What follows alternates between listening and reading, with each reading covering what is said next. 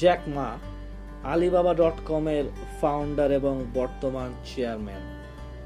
চায়নার ১ নম্বর ধনী মানুষ তিনি এবং বিশ্বের সবচাইতে সফল উদ্যোক্তাদের মধ্যে একজন। তার বর্তমান সম্পদের পরিমাণ $25 বিলিয়ন। কিন্তু একসময় কেএফসিতে জবের জন্য গিয়ে সে রিজেক্টেড হয়েছিল। বন্ধু, স্বাগত জানাই আপনাকে। আমি আনিস আহমেদ। চলুন শোনা যাক জ্যাক মায়ের সফলতার কাহিনী। সাল 1964 এর 10 সেপ্টেম্বর চায়নার হ্যাংজিও শহরে জন্মগ্রহণ করেন জ্যাক মা। বাবা ট্রেডিশনাল মিউজিশিয়ান এবং মা ছিলেন স্টোরি টেলার। পরিবারের দ্বিতীয় সন্তান জ্যাক মা। বড় ভাই এবং ছোট বোন ছিল তার। জ্যাক মায়ের তুমুল ইচ্ছা ছিল ইংরেজি শেখার প্রতি। 1972 সালের দিকে চায়নাতে পর্যটন শিল্পের অগ্রগতি শুরু হলো এবং জ্যাক এই সুযোগটাকে কাজে লাগাতে চাইল। তাই সে ট্যুরিস্ট গাইড হিসেবে কাজ করা শুরু করলো শুধুমাত্র ইংরেজি শেখার জন্য। সে ট্যুরিস্ট গাইড হিসেবে 9 বছর কাজ করলো। তখন তার অরিজিনাল নামটা উচ্চারণ করা কঠিন ছিল বিদেশিদের কাছে, তাই সে নাম পরিবর্তন করে জ্যাক মা রেখেছিল। কিন্তু এদিকে তার পড়াশোনা ভালো চলছিল না। সে ক্লাস 4-এ 2বার ফেল করে এবং ক্লাস 8-এ 3বার ফেল করে। কলেজ শেষে ইউনিভার্সিটিতে ভর্তির সময় সে আবারও 3বার ফেল করে। এদিকে তার ইচ্ছা ছিল হার্ভার্ড ইউনিভার্সিটিতে পড়বে, এজন্য সে 10বার আবেদন করে এবং প্রতিবারই রিজেক্টেড হয়। ফাইনালি 3বার পরীক্ষা দেওয়ার পরে হ্যাংজিওর নর্মাল ইউনিভার্সিটিতে ভর্তি হয় এবং ইংরেজি বিষয়ে 1998 সালে তার পড়াশোনা শেষ হয়। পড়াশোনা শেষ করার পর জ্যাক মা বিভিন্ন জায়গাতে জবের জন্য চেষ্টা করে। এরকম 30 জায়গা থেকে সে রিজেক্টেড হয়। এমনকি পুলিশ অফিসারের জন্য সে আবেদন করে।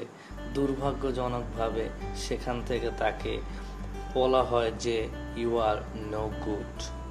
এবং শুধু তাই নয়, কেএফসি চায়নাতে যখন প্রথম আউটলেট চালু করে তখন 24 জন জবের জন্য আবেদন করে।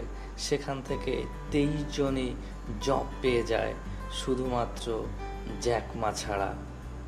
এতটাই দুরবস্থা ছিল জ্যাক মায়ের। তখনকার দিনগুলো জ্যাকের অনেক ডিপ্রেশনের মধ্য দিয়ে যায়। ইংরেজিতে একটু ভালো থাকার কারণে একটা কলেজে সে লেকচারার হিসেবে কাজ শুরু করে। কিছুদিন কাজ করার পর সে ট্রান্সলেশন বিজনেস সার্ভিস শুরু করে। এর সুবাদে 1995 সালে জ্যাক প্রথমবারের মতো ইউএসএ যায় এবং সেখানেই ইন্টারনেট সম্পর্কে তার জানাশোনা হয়।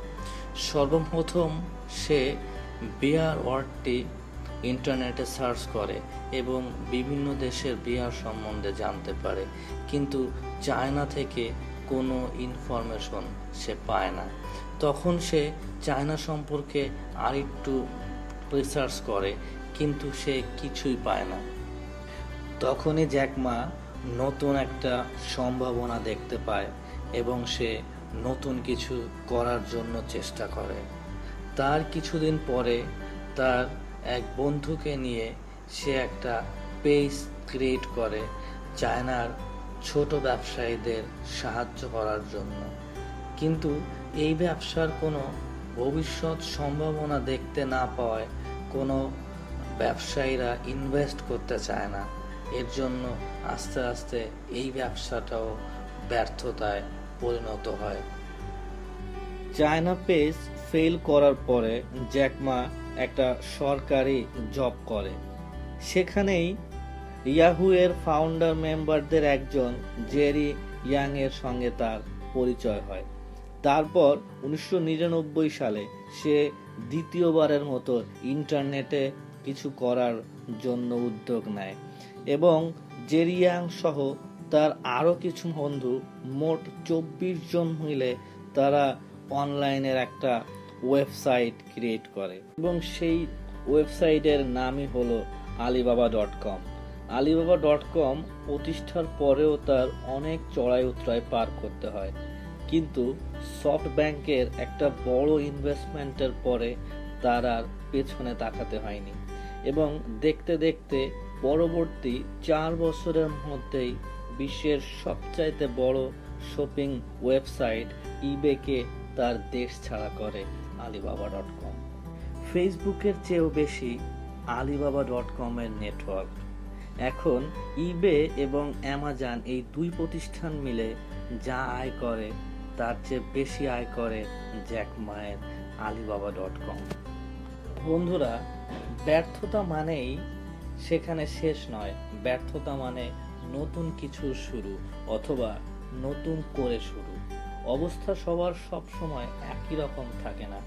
এখনকার আধার সময়ের সাথে সাথে আলোর সন্ধান খুঁজে পাবেই, যদি আপনার নিষ্ঠা এবং সততার সাথে চেষ্টা থাকে সামনে যাবার, সফলতা আপনার কাছে আসবেই।